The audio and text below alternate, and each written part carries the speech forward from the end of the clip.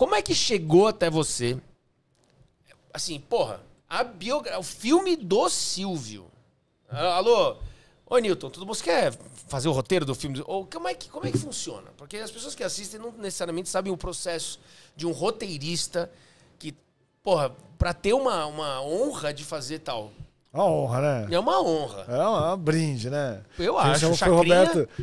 O Chacrinha até. Aliás, a Rita quem me Cadillac chamou veio foi aqui o. Ah, maravilhoso. Quem me chamou foi o Chacrinha, foi o Nelson Roeneff. Não, mas aí varia, né, gente? Roteirista, em geral, alguns filmes eu produzo também. Às vezes eu produzo e vou atrás do dinheiro. Uhum. Nesse caso, não. Esse caso é um filme do Roberto Dávila, do Golombek, que me chamaram. Foi muito grato a quem. Imagina que sempre alguém chama a gente. Mas daí é isso. O cara também é aquela coisa, né? Qual que é a ideia que você tem? Aí que eu vim com essa ideia de sequestro. Essa ideia, esse foco. Porque uma biografia é impossível. Você tem, aliás, qualquer história. Tem que ter um punch, né? Qualquer história você pode contar de milhares de formas, Sim. né? E a questão é qual forma nova você tem para contar o Silvio Santos. Aí o roteirista é o cara que tenta vender a sua ideia, basicamente. Perfeito. É isso que a gente faz. Então você chega e fala, qual a ideia você tem? Cada um fala uma e o produtor escolhe qual que ele gosta. Então é uma coisa de você apresentar as ideias. Eu trabalho com isso, né? Como é que você apresenta, qual história você vai contar. Então foi assim, eu tive esse conceito de fazer o sequestro, que eu acho que é bem um recorte legal para mostrar ele fora da tela, mostrar ele em casa. Só, a gente queria fazer um filme assim. A primeira coisa que eu pensei é fazer ele em casa. Quero mostrar o Senhor Abravanel. Porque o Silvio todo mundo já conhece. E o Senhor Abravanel? Quem é? Sim. Qual momento para acontecer em casa tem tensão dramática? Sequestro. Porra. Obviamente. Aí eu fui, qual o conceito principal? O conceito principal eu fui na palavra, na lábia positivada. Ele tem o poder da lábia, que todo mundo acusa o camelô de ter, que ele é um camelô arquetípico, ele é um grande camelô. Ele tem o poder da lábia, mas ele está fazendo aquilo com palavra, que todo mundo fala isso dele. Então, você percebe? O meu recorte de fazer um filme histórico não é apenas a fidelidade histórica dos fatos. É atrativo. Não, tem isso, a fidelidade histórica dos fatos, que tem lá. Não preciso abandonar fato nenhum. Todos os fatos que eu tenho estão certos. Mas isso é o mínimo. Uhum. Isso não é o foco. O foco é qual conceito você vai trabalhar. Qual mensagem você quer dizer. Então eu queria dizer a mensagem que o Silvio é um cara de palavra. Por isso, ele é uma coisa muito clara na biografia dele. Que ele deu certo cumprindo palavra. Cumprindo palavra tanto com os sócios, quanto com o seu colega de auditório. Então, essa coisa da palavra é do cara da lábia da palavra. Então, a partir disso, ele convenceu o próprio sequestrador a se entregar e salvou a vida de todo mundo. Então, a partir disso, como é que ele convenceu? A gente imagina. Então, você percebe, a fidelidade histórica não é apenas aos fatos, é ao tipo de mente do Silvio Santos. Você tem que tentar chegar nisso. Isso que é o difícil do roteirista. Você entender como é que funciona a mente do teu pai, como é que funciona qualquer um, na verdade.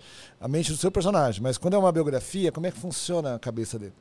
E aí você tem que imaginar as situações. Então eu espero que eu tenha conectado. Foi uma conexão muito forte de fazer esse roteiro. Eu acho uma coisa que a gente fala pouco, Raul. É como os artistas têm conexões a fazer roteiro. Roteiro, obra, qualquer filme. Um ator. Né? A gente sabe disso. A gente tem uma conexão, né? Então existem autorias dos filmes. E foi uma conexão muito forte, que eu pesquisei muito e a hora que foi escrever, parece que você estava, sabe que você está... Imagina, borbulhando. Eu acho que tinha a ver. Eu acho que tem a ver com o que o Silvio falaria. E esse processo seu para roteiro, beleza, você apresentou a tua ideia, a tua visão, o teu ângulo, e ótimo, deu certo, tá aí. Como é que é o processo desse trabalho? Você faz a pesquisa toda do seu conhecimento, do seu acesso. Depois você começa a entrar em pesquisa com familiares, com pessoas que convivem. Você teve que fazer tudo isso? Caso sim, como é que foi todo esse processo de pesquisa com as pessoas que conviveram dentro da casa? Qualquer obra que eu vou fazer, eu faço muita pesquisa, eu gosto muito de pesquisa. Não é pesquisa, tem pesquisa de campo e pesquisa bibliográfica, né? Pesquisa bibliográfica, fiz muito, assisti muito de novo. Muito nessa vibe de tentar entender o jeito. A cabeça, o jeito. Então fiquei nessa aí. E pesquisa de pessoas. De pessoas eu foquei em colegas de auditório. Não dá pra fazer infinito. Certo. Porque os famosos, especialistas, você acha nas biografias. Lógico, você pode, se eu falar, eu vou contar mais coisa e tal. Mas a família a gente não tinha acesso, a família, o Silvio não dava acesso, não é um filme combinado, não é um filme biográfico oficial.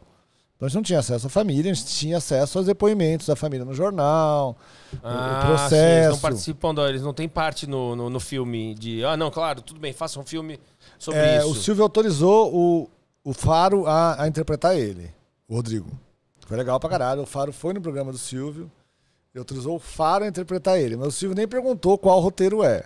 Então não é que ele autorizou o roteiro. Que legal. Ele autorizou o Faro, ele confia no Faro, foi super bonito de ver. A ponto de falar, Faro, eu acho que você vai fazer um roteiro que... Se for um roteiro ruim, eu acho que você não faria. Entendi, ou seja, se você homologa, pode fazer, porque eu confio em você. Foi isso que ele basicamente... Arrasou, né? O Faro conseguiu essa autorização. Mas isso, quando o Faro foi falar com o Silvio, ele Faro... já estava escalado. Então, ele estava escalado, mas ele falou, eu só vou se o Silvio aceitar. Sim, só dá sequência se ele tiver o aval do pai. Tava convidado, mas ele falou, pediu. E aí ele foi lá e o Silvio autorizou. Foi legal.